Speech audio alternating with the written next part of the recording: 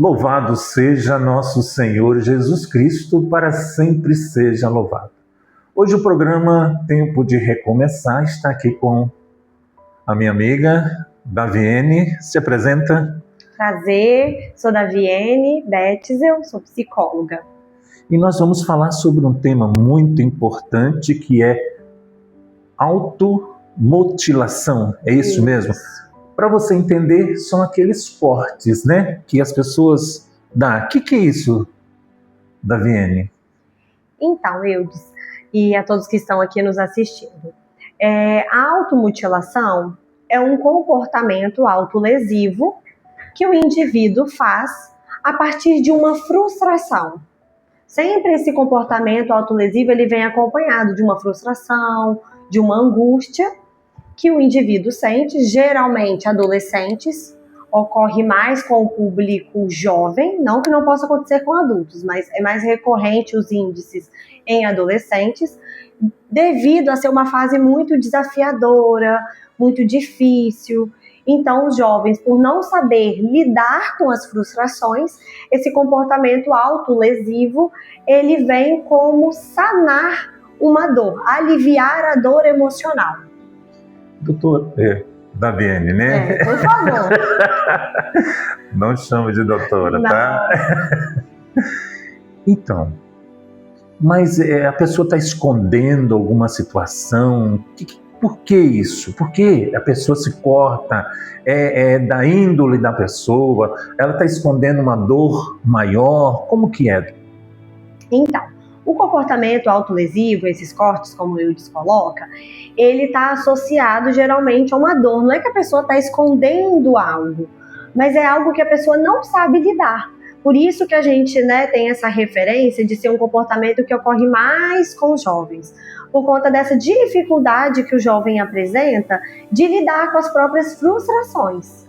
Quando você vai avaliar e analisar, você vê que é uma dificuldade de ter recursos para enfrentar as próprias frustrações. Entendi. Então, é como se ele estivesse vivendo um problema. Por exemplo, vamos dar um exemplo aqui.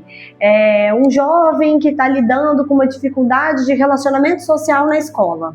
Um bullying, por exemplo. Por ele não encontrar recursos e maneiras de lidar com essa dor que ele está sentindo, ele acaba provocando esses comportamentos autolesivos.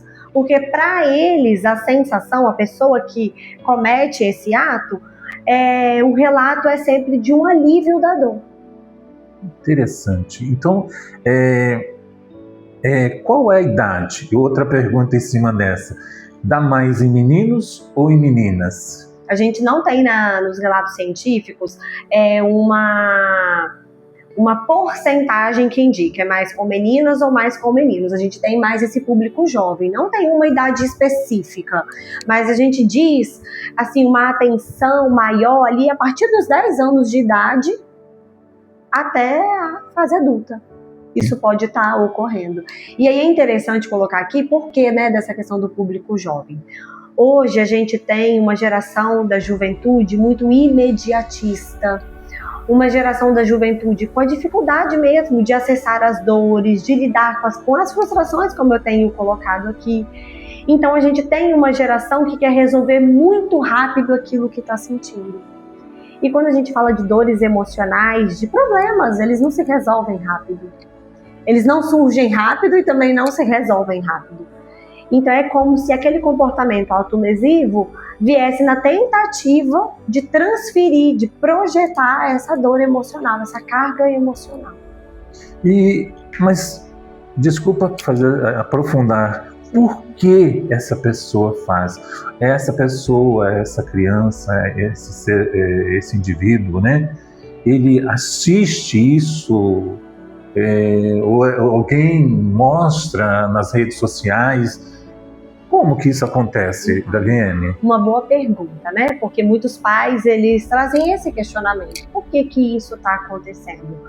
O porquê que a gente diz assim, o comportamento autolesivo, ele não vem de um estímulo. Alguém estimulou? Você está fazendo isso porque a sua colega na escola também faz? Você está fazendo isso porque você viu isso nas redes sociais? Não é nesse contexto que a automutilação acontece. O que acontece é que hoje, como eu disse, os jovens eles estão inseridos na mídia, eles estão inseridos na tecnologia, na internet, e hoje existem comunidades de apoio. Né? Sim, então é como se ali na rede social, como tudo é muito postado, tudo é muito exposto, eles se identificam. Então eu me identifico com a sua dor. Ah, você também faz isso? Eu disse, nossa, eu também faço isso. Então existe uma identificação. Tipo uma comunidade. Como se fosse uma comunidade, exatamente. Existe uma identificação. Mas não que isso serve assim, o eu desfez, eu também vou fazer. Não nesse caráter, né? E o porquê, ele é muito subjetivo. Porque o que causa dor para você é singular, é particular. Vem justamente o que a gente visualiza de uma externalização. Muitas vezes os pais falam assim, os pais e a sociedade. Ah, você está fazendo isso para chamar a atenção. Aí a gente diz que não é um chamar a atenção de me aparecer, mas sim, o comportamento autolesivo é para chamar a atenção dos pais, da família, ao cuidado com esse adolescente. É o chamar a atenção de que esse jovem precisa de cuidado, precisa de escuta, precisa de acolhimento, precisa de ajuda profissional. E esses cortes da VN, a maioria é no braço, mas pode ser em outra parte do corpo também? Pode também. Hoje a gente até vê que o braço nem tem sido uma localização tão utilizada pelos jovens justamente por essa coisa da evidência do aparecer, né? Então, geralmente, eu não vou citar aqui porque como a gente está na internet, né, e isso tá, né, vai estar no YouTube, muitas pessoas visualizando, mas esses cortes, eles costumam ocorrer em regiões também que visualmente vestido, a pessoa não vê que isso está acontecendo. Então, em regiões mais escondidas, justamente para que não saiba, não fique evidente, ou que a cicatriz que vai ser gerada ali fique mais desapercebida. Eu até falei antes também da gravação com você a respeito de um adulto, né, em que uma pessoa casada, que ele tinha um outro relacionamento e ele pedia para que uma outra pessoa batisse nele. Uhum. Isso também é? Isso também é um comportamento. Mas mesmo a idade acima? Porque é como se fosse, nesse caso, a forma da pessoa se castigar. O castigo, ele é um comportamento autolesivo. Então, por isso que o comportamento autolesivo, a automutilação, ela não está associada só ao corte. A automutilação está associada a outros comportamentos que eu faço em relação ao meu corpo para descontar uma dor. O próprio comportamento obsessivo-compulsivo alimentar, ele é um comportamento. Então vamos lá. Autolesivo. Vamos entender aqui. Entre a revelação daquele problema, daquela dor que eu estou vivendo, daquela situação, eu não quero expor aquela situação. Uhum. Mas eu prefiro então me castigar, Sim. me mutilar. Sim. Seria isso? Seria isso. Seria isso. Em alguns casos nesse sentido, e em outros casos não como um castigo, mas como uma forma de externalizar aquela dor que eu não dou conta, aquela angústia que eu não dou conta. Você já ouviu pessoas falar para você assim, posso estar sofrendo, mas eu não consigo chorar? Isso. Ou outras pessoas dizer assim, não consigo colocar em palavras o que eu estou sentindo. Já ouvi. Tamanha dor. Então, em alguns casos como esse que eu descrevi, as pessoas elas acabam se mutilando. É como se ali fosse uma forma mais fácil, mais simples de externalizar aquele sofrimento. Que por aquele momento em que está acontecendo, vale a gente frisar isso, é um alívio para a pessoa encontra alívio naquele momento, mas depois vem a culpa. Por isso que cabe a nós profissionais da área auxiliar esse jovem ou até mesmo esse adulto a encontrar formas saudáveis, recursos saudáveis de externalizar esse sofrimento, de externalizar essa dor. Sim. Vamos para lá, vamos ver aqui. O que a família faz? O que o pai o que a mãe, que já está desesperado, faz para poder estar ajudando este filho Isso, ou esta filha. Vamos lá. O que a família pode fazer, né? O que a família pode e deve fazer quando sabe-se que o filho está vivendo essa situação? O primeiro movimento da família é acolher. Nem julgar, nem achar que está fazendo isso para chamar a atenção, como eu disse aqui também, mas acolher esse jovem, essa criança, esse adolescente, no sentido de entender o que está acontecendo, de colocar para esse jovem no que eu posso te ajudar e buscar, em segundo plano, uma ajuda profissional, que seria o psicólogo e, em outros casos, até o acompanhamento psiquiátrico. Porque, em muitos casos, o acompanhamento medicamentoso, que aí é a ajuda psiquiátrica, ela se faz necessária em conjunto com o acompanhamento psicológico. Eu vou fazer uma pergunta a você, né? Responde. Eu sei que é um sigilo de todos os atendimentos, não é isso que eu quero saber, né? Mas teve casos em que a pessoa chegou até você com situações de corte e essas pessoas foram acompanhadas. Vai a última pergunta. Teve cura? Teve. E essas pessoas, qual é a cura? O que ela precisa acompanhar junto com o pai, com a mãe? Ela vai expor a sua situação? Desculpa se eu for fazer uma pergunta que não pode ser respondida devido ao sigilo, né, profissional também. Mas se você puder responder, o pai e a mãe assistem o acompanhamento deste filho e desta filha? Então, vamos lá. Como que funciona, né? Já atendi casos, né, respondendo a sua pergunta, de jovens que vem à terapia justamente trazido pelos pais por conta desse comportamento autolesivo e que, graças a Deus, esse comportamento foi extinto. Esse comportamento, ele não acontece mais. O jovem, ele aprende a lidar com o sofrimento de uma maneira saudável. Porque o sofrimento sempre vai existir na nossa vida, não é porque você está fazendo acompanhamento psicológico, terapia, tá no caminho da fé, que os problemas não vão existir, eles vão existir. E aí é que tá, se quando eu lido com um problema, o meu recurso é me cortar, por exemplo, esse movimento ele vai ser cíclico, ele vai sempre acontecer. Então é muito importante a gente dizer aqui para a família, que às vezes quando a família descobre que o adolescente cometeu isso, o jovem promete, não vou fazer mais. A probabilidade desse ato se repetir é muito grande. Por quê? Porque o que causou esse ato foi um sofrimento.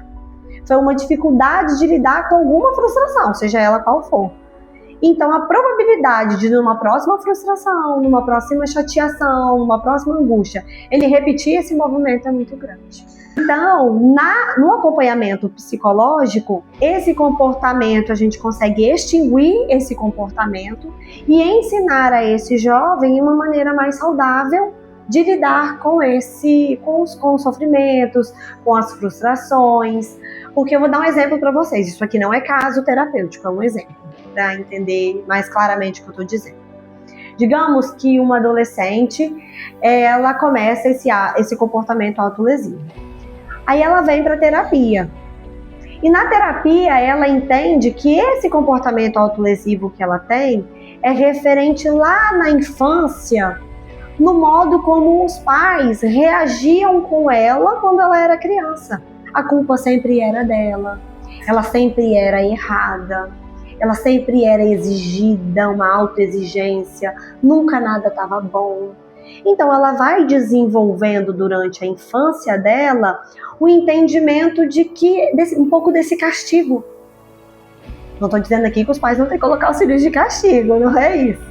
Mas esse comportamento de que nunca ela está sendo suficiente para os seus pais. E aí lá na juventude, uma dificuldade relacional com a amiga na escola, eu tenho que me castigar. Eu não tô certa. Não tá bom. Ou até mesmo a dificuldade dela entender o que levou ela a se cortar. Porque isso também acontece. Como eu disse aqui pro Eudes, né? Já ouviu falar uma pessoa que ela tá sofrendo e ela não sabe dizer o que tá causando esse sofrimento? Então, muitas vezes, o jovem ele pode vir dizendo, olha, eu me corto, mas eu não sei por quê. Eu me sinto triste, mas eu não tenho um porquê. Não tem um porquê evidente, mas quando ele vem para terapia, que ele vai se abrindo, foi tipo esse exemplo que eu dei, ele vai entender a raiz do problema, às vezes lá na infância, ou ele vai conseguindo denominar, né, as suas angústias e tristezas. Daviene, chega um certo momento em que a pessoa talvez não teve um acompanhamento e essa pessoa tem coragem de tirar a própria vida? Pode. Mas naquele momento ali, ela está querendo tirar a vida ou não? Não. Você pode me passar para a gente, né, esses dois momentos. Naquele primeiro momento, ela cortou o braço, cortou a barriga, né, tomou a porreada nas costas, né? Ela está querendo se matar ou não? Aonde chega? Qual o ponto em que ela chega e fala assim, eu vou acabar com a minha vida? Isso, então vamos lá. É importante a gente destacar que o comportamento autolesivo, ele não está associado a uma ideação suicida. Vamos lá. Comportamento autolesivo é a mutilação. Mutilação. Isso, a mutilação, ela não está associada a uma ideação suicida. O que é a ideação suicida? É querer se matar, como eu colocou aqui. Por quê? Porque, igual eu disse, a automutilação, o comportamento, a mutilação, ela vem como um alívio do sofrimento, uma externalização. Eu trago para externalização o que está interno. Entendo. Entende? Já o pensamento de morte, o querer morrer, ele não está associado a isso. A pessoa ela não quer morrer. Ela só encontra ali na mutilação um alívio. Um alívio que não resolve o problema, mas momentaneamente aquilo alivia. Então... E sabe por que alivia? Sim. Porque os estudos, né, não é eu que estou dizendo, existem pesquisas científicas que falam sobre isso, que quando a pessoa ela comete o ato autolesivo, o comportamento da mutilação, é liberado pelo cérebro uma substância chamada endorfina. Essa substância endorfina, ela funciona no nosso corpo como um anestésico. Então, momentaneamente, é como se anestesiasse a dor.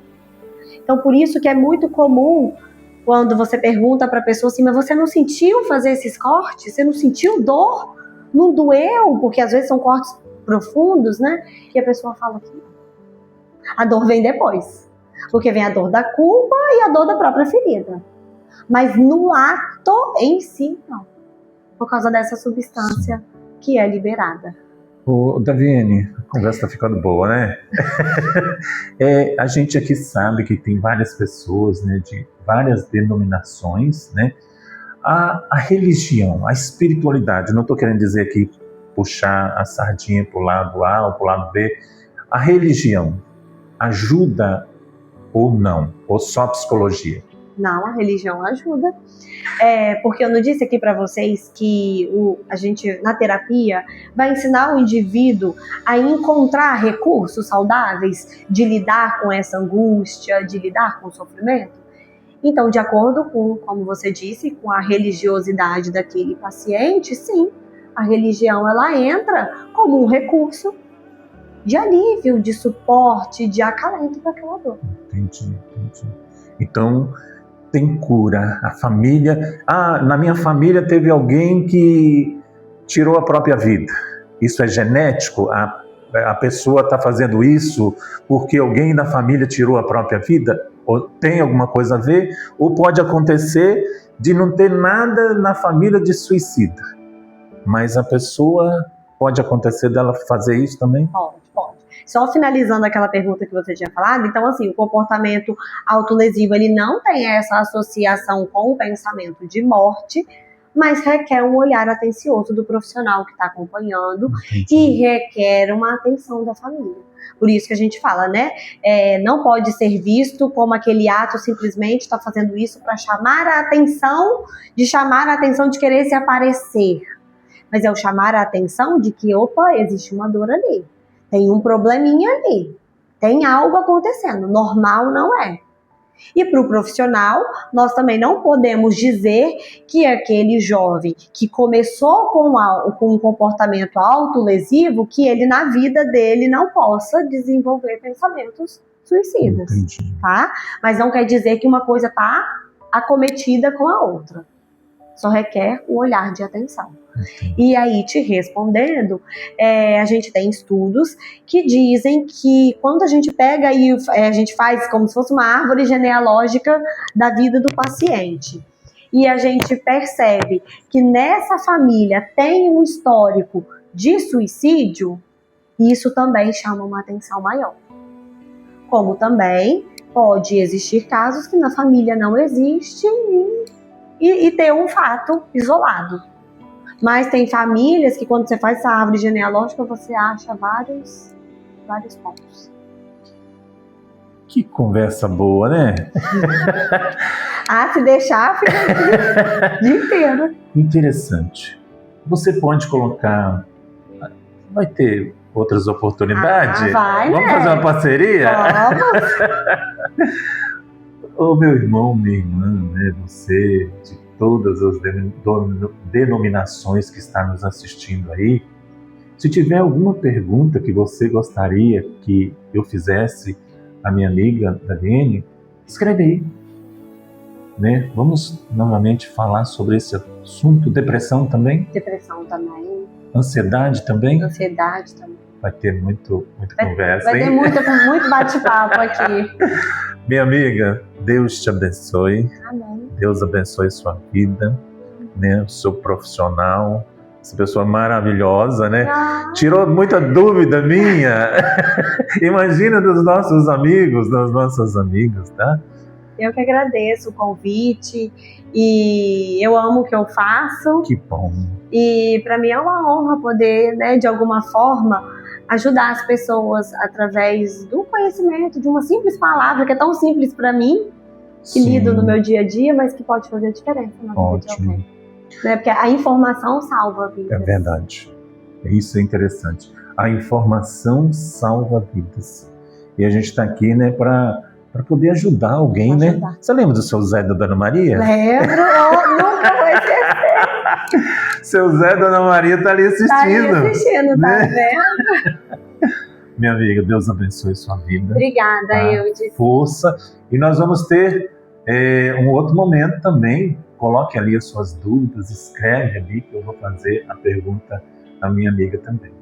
Muito obrigada. Despede do povo, das pessoas. Foi um prazer. Até breve. Até breve, né? É isso aí, meu irmão, minha irmã. Deus abençoe, né? Você pode compartilhar também, se inscrever no canal. Tempo de recomeçar. E vamos ter uma outra conversa também. É isso aí. Compartilhe o máximo de pessoas, né? Se faltou alguma coisa, você pode colocar aí pra gente aí. Deus abençoe. Amém. Tchau, tchau.